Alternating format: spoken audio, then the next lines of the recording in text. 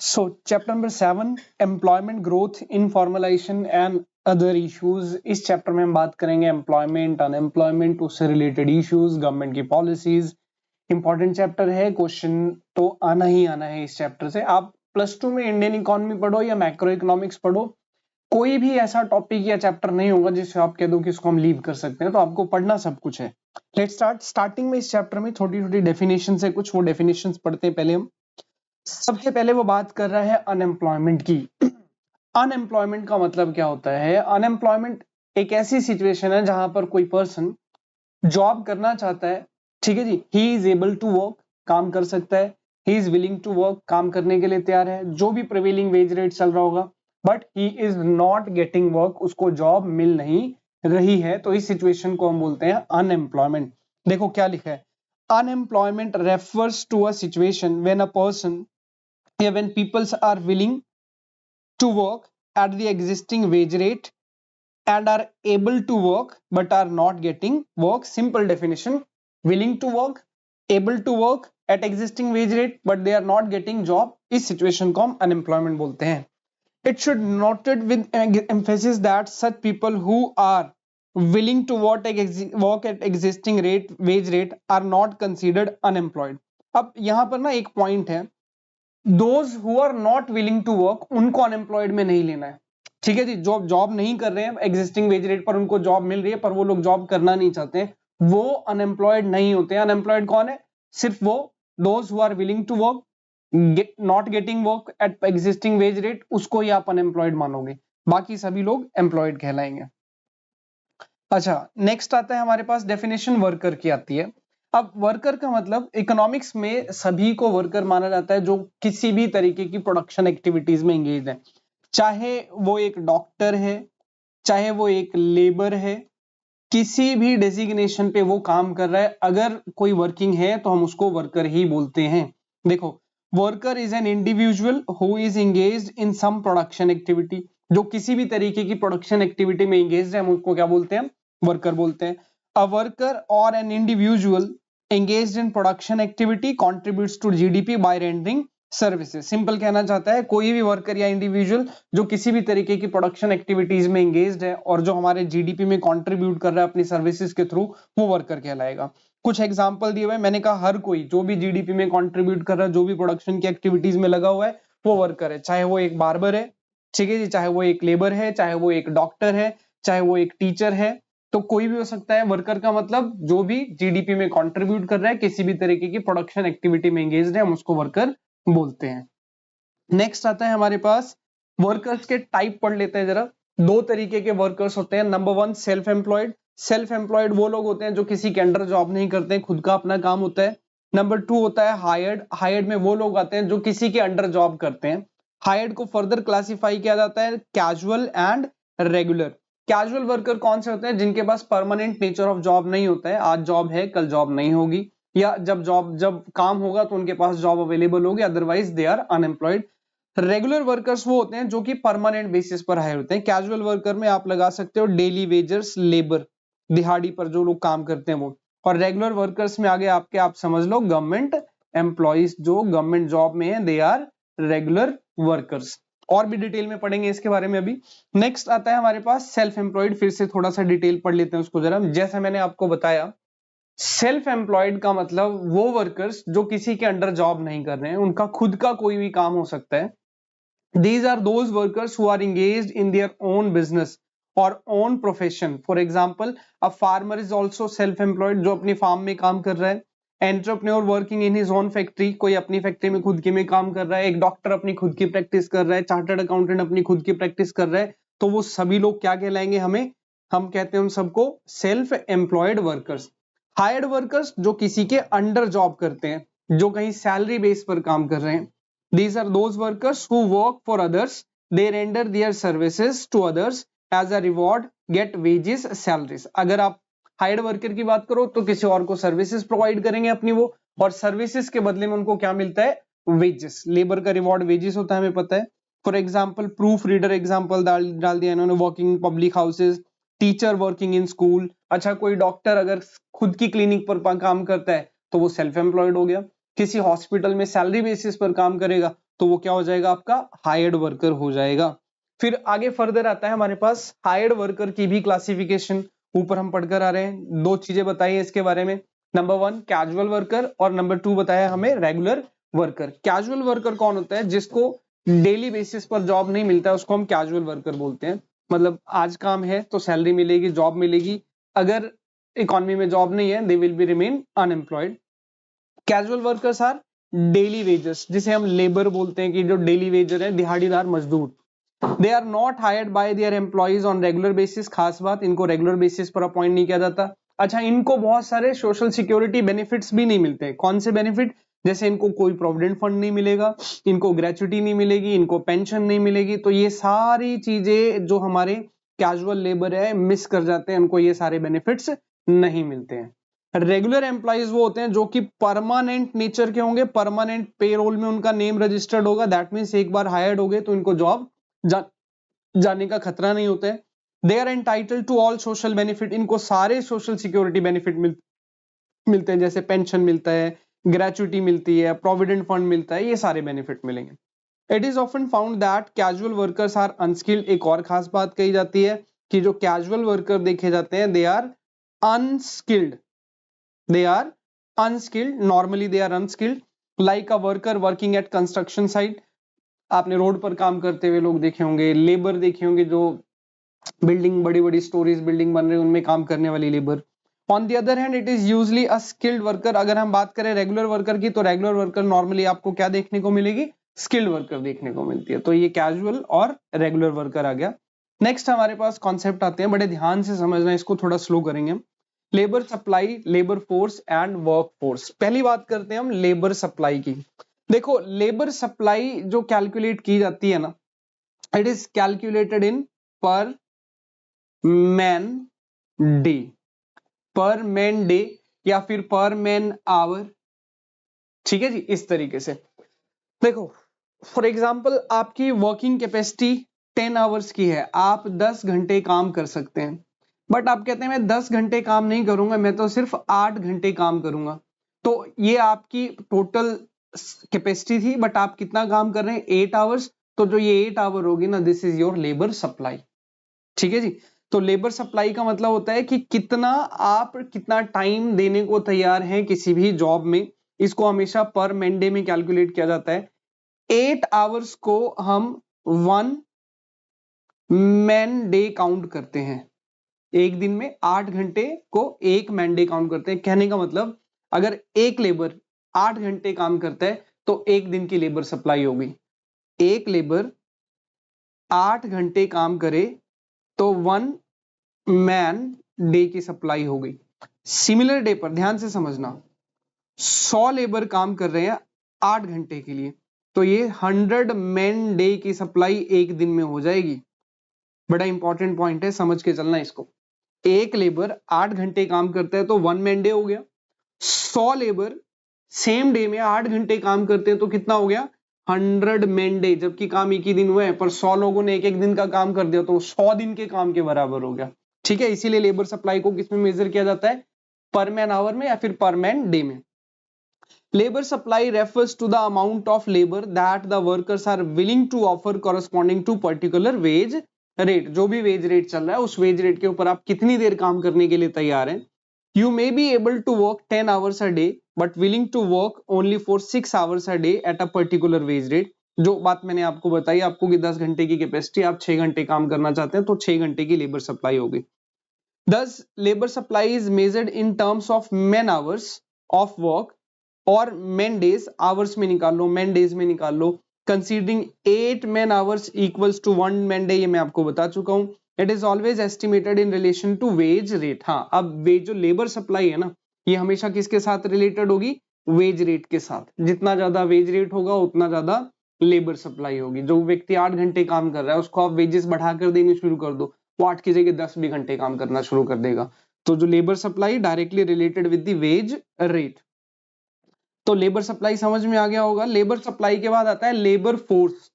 Labour force का मतलब होता है the number of workers working और विलिंग टू वर्क। ध्यान से समझना, नंबर ऑफ वर्कर्स वर्किंग और विलिंग टू वर्क। वो लोग जो काम कर रहे हैं plus those who are willing to work at existing wage rate, उसको बोला जाता है लेबर फोर्स। ध्यान से समझना, लेबर सप्लाई पर मैन डे पर मैन आवर में कैलकुलेट होगी। लेबर फोर्स में कौन आएंगे? दो लोग आएंगे। Number one, those who are actually working. Number two, those who are willing to work, they are willing to work but not getting work. तो ये भी हमारी लेबर फोर्स का पार्ट होता है। हम बात कर रहे हैं लेबर फोर्स। अभी इसका डिफरेंस पढ़ेंगे, आसानी से और समझ में आ जाएगा। लेबर फोर्स, ठीक है जी। तो लेबर फोर्स में दो लोग, नंबर वन कौन कौन आएगा? पहला आएगा आपके पास the workers who are working. Number two कौन आएगा? Those who are willing to work. अब लेबर फोर्स का वेज रेट से कुछ भी लेना देना नहीं होता है, ठीक है।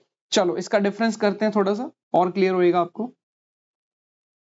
पहला डिफरेंस लेबर सप्लाई और लेबर फोर्स का, it refers to supply of labour corresponding to different wage rate. Labour supply किस चीज से रिलेटेड होती है? वेज रेट से। जितनी ज्यादा वेज रेट होगी लेबर सप्लाई उतनी ज्यादा, वेज रेट कम हो जाएगी लेबर सप्लाई उतनी कम हो जाएगी।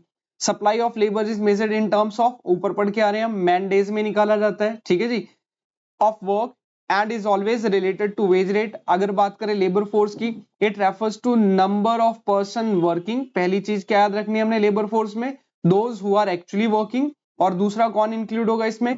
Those who are willing to work. दोनों को ही इंक्लूड किया जाता है। जब दोनों को इंक्लूड कर दिया जाए तो आपकी लेबर फोर्स बन जाती है। That means employed as well as unemployed, दोनों को मिलाकर लेबर फोर्स बनती है। Supply of labour can increase और decrease even when the number of workers remains constant. बड़ा इंपॉर्टेंट पॉइंट है जी। आपके पास नंबर ऑफ वर्कर कांस्टेंट है, फिर भी सप्लाई बढ़ाई या घटाई जा सकती है। देखो 100 वर्कर है, वो 8 घंटे काम कर रहे हैं, तो 100 मैन डेज की सप्लाई होगी। अगर यही 100 वर्कर 16 घंटे काम करेंगे तो 200 मैन डेज की सप्लाई हो जाएगी। या आवर में निकालोगे तो 100 इंटू 8, 800 आवर्स की मैन सप्लाई होगी। 100 इंटू 16 करोगे तो 1600 आवर्स की मैन सप्लाई होगी, जबकि नंबर ऑफ वर्कर्स उतने ही है। क्या कहना चाहता है? लेबर सप्लाई को आप इंक्रीज या डिक्रीज कर सकते हो with in same number of labour. बिना लेबर बढ़ाए या घटाए आप लेबर सप्लाई को बढ़ाया या घटा सकते हो, ठीक है जी। Because supply of labour is measured in terms of man days और person days. One person refers to 8 hours of work, जो मैं स्टार्टिंग से बता रहा हूं। एक व्यक्ति अगर 8 घंटे काम करेगा तो एक मैन डे की सप्लाई। 100 व्यक्ति 100 लेबर 8 घंटे काम करेंगे तो कितने दिन की होगी? 100 मैन डेज की सप्लाई होगी। अब यही 100 लोग अगर हम 16 आवर्स काम करवाएंगे तो कितनी हो जाएगी? डबल हो गई हमारी सप्लाई ना। लोग तो उतने ही काम करने वाले, बट ज्यादा काम कर रहे हैं तो लेबर सप्लाई बढ़ गई। अगर हम लेबर फोर्स की बात करें, it is measured in terms of number of person. इसको हमेशा किस में काउंट किया जाता है? नंबर ऑफ पर्सन में काउंट किया जाता है, not in the person of days. The size of labour force increases और decreases only when the number of persons working और विलिंग टू वर्क इंक्रीज और डिक्रीज। समझ में आई बात? लेबर फोर्स में कहता है कि नंबर ऑफ वर्कर उतने ही रहेंगे, तभी भी हम सप्लाई को बढ़ा या घटा सकते हैं। दूसरी तरफ लेबर फोर्स की अगर बात करें तो लेबर फोर्स में क्या है? अगर लोग बढ़ेंगे या घटेंगे तभी लेबर फोर्स बढ़ेगी या घटेगी। या तो लोग काम करने वाले कम हो जाए, लेबर फोर्स कम हो जाएगी। विलिंग टू वर्क वाले कम हो जाए, लेबर फोर्स कम हो जाएगी। विलिंग टू वर्क वाले ज्यादा हो जाए, जॉब करने वाले ज्यादा हो जाए, तो हमारी लेबर फोर्स बढ़ जाएगी।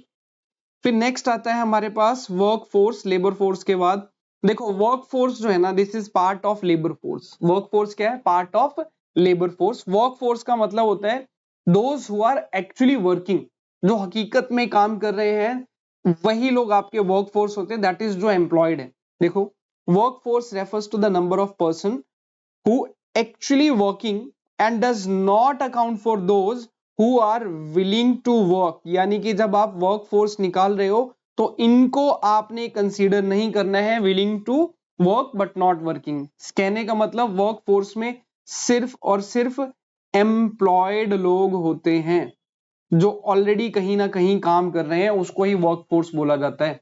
और लेबर फोर्स में तो दोनों ही आ जाएगा आपका, जो लोग काम कर रहे हैं वो भी और जो लोग काम नहीं कर रहे हैं। तो अगर मुझे वर्क फोर्स कैलकुलेट करनी है, वेरी सिंपल, लेबर फोर्स से हम माइनस कर देंगे number of persons not working but willing to work. Labour force से किसको माइनस कर देंगे? Number of persons not working but willing to work. ध्यान से समझो, लेबर फोर्स में दो लोग आते हैं। पहला कौन आ गया? Work force, those who are actually working. दूसरा कौन आ जाएगा, those who are willing to work but not getting work, दोनों को मिलाकर हमारी बनती है लेबर फोर्स। तो अगर लेबर फोर्स से those who are not willing to work में माइनस कर दूं तो कौन बचा, मेरे पास मेरी वर्क फोर्स आ जाएगी जो एक्चुअल में काम कर रही है। ठीक है जी। अब अगर मुझे निकालना हो नंबर ऑफ पर्संस अनएम्प्लॉयड, तो भाई लेबर फोर्स से मैं वर्क फोर्स को माइनस कर दूं, है ना, लेबर फोर्स में तो दोनों ही है, those who are working and those who are willing to work but not getting work, that means unemployed. तो अगर लेबर फोर्स से मैं वर्क फोर्स को माइनस कर दूंगा, मेरे पास आ जाएगा पर्संस अनएम्प्लॉयड। नेक्स्ट आता है हमारे पास रेट ऑफ अनएम्प्लॉयमेंट निकालना है, तो रेट ऑफ अनएम्प्लॉयमेंट निकालने का फॉर्मूला बनेगा हमारा number of persons unemployed divide by labour force, number of persons unemployed divide by labour force multiply by 100, ये आपको याद करना है, अनएम्प्लॉयड रेट आ जाएगा आपके पास। देन आता है पार्टिसिपेशन रेट, पार्टिसिपेशन रेट जो निकाला जाता है वो पॉपुलेशन के ऊपर निकाला जाता है, तो इसमें हमारी टोटल वर्क फोर्स आ जाएगी divide by total population multiply by 100। Work force में कौन आया आपका, those who are actually working, work force repeat कर रहा हूं बार बार, जो लोग हकीकत में काम कर रहे हैं एक्चुअली वो आपकी वर्क फोर्स होती है। अगर वर्क फोर्स को आप टोटल पॉपुलेशन से डिवाइड कर दोगे तो क्या बन जाएगा आपके पास, पार्टिसिपेशन रेट। ये दो तीन चीजें बड़ी ही इंपॉर्टेंट हैं, अच्छे से याद करनी है आपको। ठीक है जी। फिर एक बड़ा इंपॉर्टेंट क्वेश्चन आता है हमारे पास, जॉबलेस ग्रोथ। ठीक है जी, जॉबलेस ग्रोथ का मतलब क्या हुआ, हम आज पढ़ रहे हैं कि इंडियन इकोनॉमी वर्ल्ड में टॉप पर जा रही है, टॉप 5 इकोनॉमीज में हम एंटर कर चुके हैं, ट्रिलियंस ट्रिपल ट्रिलियंस में 3 ट्रिलियन से ऊपर की हमारी इकोनॉमी बन चुकी है, बट क्या हमने उतनी जॉब अपॉर्चुनिटीज क्रिएट करी है एज कंपेयर टू जो लोग जो डेवलप्ड कंट्रीज हैं या दूसरी डेवलपिंग कंट्री है, उनका ग्रोथ भी हो रहा है, हमारी कंट्री का जीडीपी भी ग्रोथ हो रहा है, क्या जीडीपी के ग्रोथ के साथ साथ उतनी जॉब अपॉर्चुनिटीज प्रोवाइड करी है, तो आंसर है नहीं। इसी सिचुएशन को बोला जाता है जॉबलेस ग्रोथ, कि हमारा जीडीपी तो बढ़ता जा रहा है बट अनएम्प्लॉयमेंट भी बढ़ता चले जा रहा है, इसको कहा जाता है जॉबलेस ग्रोथ। इसके पीछे कारण क्या है, इसके पीछे कारण हो गया टेक्नोलॉजी के ऊपर ज्यादा डिपेंडेंसी होना, मल्टीनेशनल कंपनीज का काम करना, जब मल्टीनेशनल कंपनीज यहाँ पर आती है तो वो इन्वेस्टमेंट करती है, साथ के साथ टेक्नोलॉजी लेकर आती है, जिससे कि ह्यूमन या अनएम्प्लॉयमेंट बढ़ना शुरू हो जाता है। चलो पढ़ते हैं जरा जॉबलेस ग्रोथ क्या होता है। Economic growth occurs when GDP rises, ये तो हम स्टार्टिंग से बढ़ते आ रहे हैं कि जब जीडीपी बढ़ता है तो हम उसे क्या कहते हैं, इकोनॉमी ग्रो हो रही है। It implies increase in the level of output, increase in the level of output is achieved in 2 ways, हम आउटपुट 2 तरीके से बढ़ाते हैं। पहला तरीका क्या होता है, ग्रेटर एम्प्लॉयमेंट, ज्यादा लोगों को जॉब दो। दूसरा तरीका क्या होता है, बेटर टेक्नोलॉजी। अगर हम ज्यादा लोगों को जॉब दें और इसके साथ हमारा जीडीपी बढ़े तो शायद इस चीज की बात हम ना कर रहे होते कि जॉबलेस ग्रोथ हो रहा है। हुआ क्या है, हमारी इकोनॉमी में जीडीपी बढ़ा है, प्रोडक्शन बढ़ा है, बट वो ग्रेटर एम्प्लॉयमेंट की वजह से नहीं, वो बेटर टेक्नोलॉजी की वजह से ज्यादा रहा है। देखो, in poor countries like India where there is staggering unemployment, economic growth becomes meaningful only when it is associated with greater opportunities for employment so that poverty is combated. अगर हम अपनी कंट्री की बात करें, हमारी कंट्री में गरीबी ज्यादा है, पॉपुलेशन ज्यादा है, अनएम्प्लॉयमेंट ज्यादा है, तो हमें क्या करना चाहिए था, जीडीपी ग्रोथ के लिए वो लेबर इंटेंसिव टेक्नोलॉजी को ज्यादा यूज करना चाहिए था। अगर हम लेबर इंटेंसिव टेक्नोलॉजी के ऊपर काम करते तो बहुत सारे लोगों को जॉब मिलेगी, जॉब मिलने के साथ साथ पॉवर्टी भी दूर होगी। Unfortunately Indian economy is experiencing GDP more through technology, but हो क्या रहा है, हमारी इकोनॉमी में उल्टा हो रहा है, हम ज्यादा डिपेंडेंसी किसके ऊपर दिखा रहे हैं, अपनी टेक्नोलॉजी के ऊपर। तो टेक्नोलॉजी की वजह से जीडीपी तो बढ़ा, बट लेबर को अनएम्प्लॉयमेंट जो था वो भी बढ़ता चले गया। It is a situation of jobless growth, इसको ही क्या कहा जाता है, जॉबलेस ग्रोथ। ध्यान से समझना, जॉबलेस ग्रोथ का मतलब क्या हो कि कंट्री का जीडीपी बढ़ रहा है, बट जीडीपी बढ़ने के साथ साथ लोगों को जॉब अपॉर्चुनिटीज नहीं मिल रही है। अगर मुझे आउटपुट बढ़ाना है, जीडीपी बढ़ानी है, तो 2 तरीके होते हैं, पहला हम एम्प्लॉयमेंट ज्यादा दें लोगों को, ठीक है जी, आउटपुट भी बढ़ेगा, जॉब भी मिलेगी। दूसरा, टेक्नोलॉजी अच्छी इंप्रूव टेक्नोलॉजी यूज करेंगे तो प्रोडक्टिविटी बढ़ेगी। हमें क्या चाहिए था, लेबर को एम्प्लॉयमेंट प्रोवाइड करनी चाहिए थी, लेबर इंटेंसिव टेक्नोलॉजी यूज करनी चाहिए थी, बट हम ज्यादा क्या करते रह गए, हमने ज्यादा टेक्नोलॉजी का सहारा लिया जो कि जरूरत भी थी। इस वजह से जीडीपी तो बढ़ा पर बहुत सारे लोगों को जॉब जितनी मिलनी चाहिए थी उतनी जॉब्स नहीं मिली, इसे ही जॉबलेस ग्रोथ बोला जाता है। अच्छा, जॉबलेस ग्रोथ के बाद आता है why we are relying more and technology and less on employment, उसी से रिलेटेड क्वेश्चन है थोड़ा सा ये, कि आज के टाइम में हम टेक्नोलॉजी के ऊपर ज्यादा डिपेंड है और एम्प्लॉयमेंट के ऊपर कम। मतलब देखो, सबको क्या चाहिए, सबको इजी चीज चाहिए ना, जल्दी हो जाए काम। अब लेबर इंटेंसिव टेक्निक लगाएंगे तो वहां पर आपको एरर भी देखने को मिलेगा, वहां पर आपको डिले भी देखने को मिलेगा, प्रोसेस भी स्लो हो जाएगा। अब वही काम मशीन से जब होता है तो मशीन में आपको फिनिशिंग अच्छी मिल रही है, क्वालिटी अच्छी मिल रही है, ठीक है। देन मशीन मेड गुड्स जल्दी बन जाते हैं, टाइम कम लगता है, कॉस्ट भी कम हो जाती है।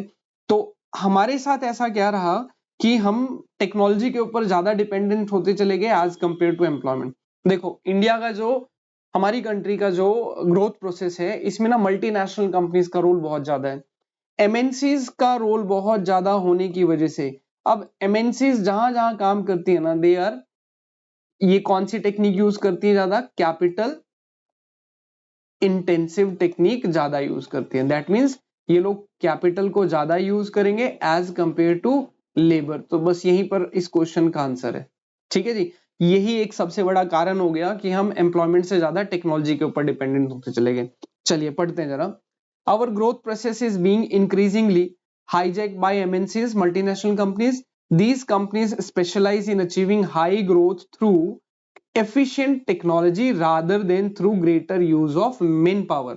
जितनी बड़ी कंपनीज हैं इनको भाई टेक्निक यूज करना तो बड़े अच्छे से आता है, ठीक है जी। तो ये लोग एफिशिएंट टेक्नोलॉजी को बहुत अच्छे से यूज करते हैं as compare to man power. The obvious result is that growth is moving faster than opportunities for employment. By and large it is a jobless growth. देखा जाए तो ये वही बात होगी कि हमारी कंट्री का तो ग्रोथ हो रहा है, बट ग्रोथ के पीछे सबसे बड़ा कारण क्या है, टेक्नोलॉजी। तो जिस वजह से जॉब्स उतनी क्रिएट नहीं हुई जितनी जॉब्स क्रिएट होनी चाहिए थी। तो एक ये कारण हो गया हमारे पास कि हम टेक्नोलॉजी के ऊपर ज्यादा निर्भर क्यों कर रहे हैं। फिर नेक्स्ट टॉपिक आता है हमारे पास, चलो नेक्स्ट टॉपिक है हमारे पास कैजुअलाइजेशन। बड़ा इंपॉर्टेंट टॉपिक है, पिछले 2-1 साल में तो एग्जाम में पूछा ही जा रहा है, कैजुअलाइजेशन ऑफ वर्कफोर्स। देखो, हमने कैजुअल वर्कर समझ लिया। कैजुअल वर्कर का मतलब होता है वो वर्कर जिनके पास परमानेंट नेचर ऑफ जॉब नहीं है। दैट मीन्स आज काम है, कल की कोई गारंटी नहीं, कल उनके पास जॉब होगा या नहीं। प्रेजेंटली हमारी इकोनॉमी में ना ये चीज बढ़ती जा रही है। दैट मीन्स कैजुअल वर्कर्स की जो क्वांटिटी है वो बढ़ती जा रही है इन आवर वर्कफोर्स। अब कैजुअलाइजेशन क्यों हो रहा है ये इस क्वेश्चन में हमने लिखना है, ठीक है। तो सबसे पहले कैजुअलाइजेशन का मतलब समझते हैं।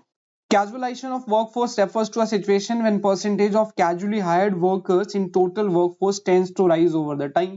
जैसा मैंने बताया आपको कि जब कैजुअल वर्कर्स की संख्या बढ़ने लगे हमारी वर्कफोर्स में, उसे बोला जाता है कैजुअलाइजेशन। कैजुअल वर्कर का मतलब जिसके पास परमानेंट जॉब नहीं है। और हमारी वर्कफोर्स इस टाइम तो इसी चीज को फेस कर रही है जिसमें कैजुअलाइजेशन बढ़ता जा रहा है। इसके पीछे सबसे बड़ा कारण है कि जो रूरल एरियाज में है वहां पर जो सेल्फ एम्प्लॉयड लोग हैं वहां कैजुअल वर्कफोर्स ज्यादा देखने को मिलेगी। रूरल एरिया में लोग जॉब कर रहे हैं, कुछ को अर्निंग आ रही होगी, कुछ को अर्निंग नहीं आ रही है, बट उनको मजबूरी है कि वो अगर अनस्किल्ड है वो माइग्रेट होकर सिटी एरिया में आएंगे तो उनको परमानेंट जॉब नहीं मिलेगा।